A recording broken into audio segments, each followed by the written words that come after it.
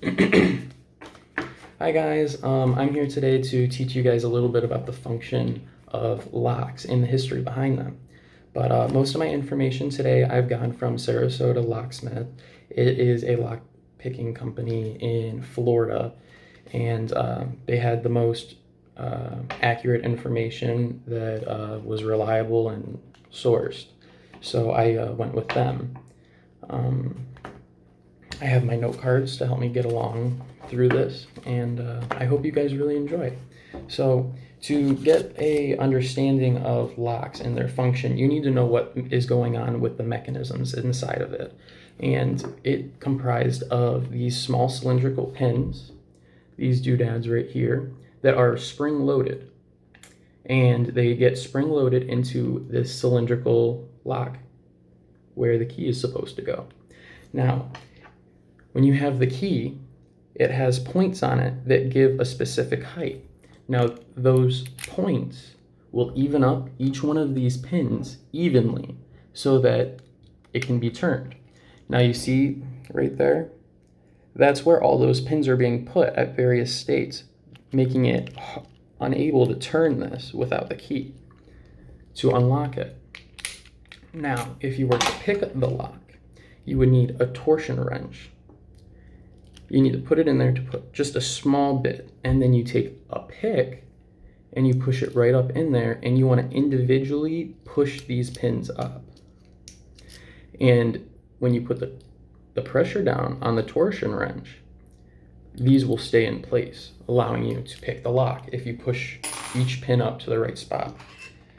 And these were given to me by a family member for one of my birthdays when I was younger. It's by a lock picking company called Honest. And I got a whole bunch of different kinds of things with this kit. And it's just something I've always been interested in, especially skeleton keys. So when I said lock picking, did you guys automatically think that's pretty illegal? He's probably up to no good. Well, actually, lock picking is legal in the U.S. as long as there's no illegal intents behind it. And there isn't. I just have a weird fascination with locks. But anyways, lock picking, it's been around since the first lock, and it's created an art, hobbies and jobs, professions for people who deal with locks. If you get locked out of your house and you lose your keys, who are you going to go to? You're going to go to a locksmith. So, yeah, locks have been around because people wanted to protect objects and themselves from thieves or wards. And they date back several centuries. There was actually three different parts during the same period, three different countries who created their own renditions of locks at the same time.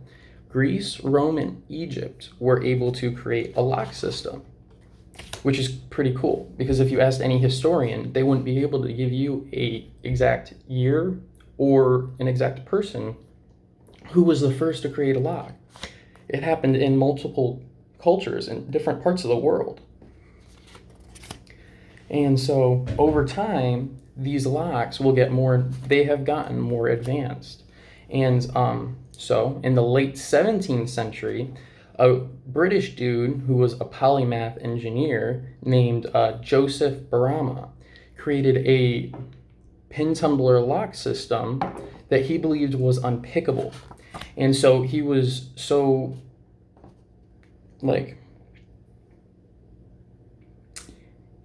depth. No, he believed in his lock so much that he had set up a cash prize to anybody who could pick his lock. And the cash prize would have today been $30,000, and that's a lot. No one was able to pick it, though, leading to the British military to be very interested in his locks. So they started using it, banks started using it, stores started using it. It was a big lock that started to get used. After Brahma, though, a dude named Jeremiah Chubbs created a pin tumbler system that would seize up if you pushed these pins up too high, making it completely locked up. You couldn't even use the proper key. There was a special key made for the locks in case it was seized up. So those were pretty tough too. They were tricky. And in the mid 18th century, an American locksmith named A.C. Hubbs wanted to prove that both these locks were unpickable. So he started with Chubb's. It took him 25 minutes to be able to pick Chubb's lock. How long do you guys think it took him to pick Brahma's lock? It wasn't a few hours, I'll give you that. It was a few days. It was 52 hours it took him to pick that lock. But he proved it was unpickable. And once he proved that, a whole bunch of locksmiths started making their own renditions of the lock, which led to this dude named Linus Yale Jr. to create his own rendition. And he mass produced it. And that's what's caused you guys to see all of the regular locks that are seen today in houses with doors. Like if you're looking at the garage door that leads into the house, that's probably one of Linus's locks. So this concludes my informative speech for you guys about locks, and I hope you guys really enjoy.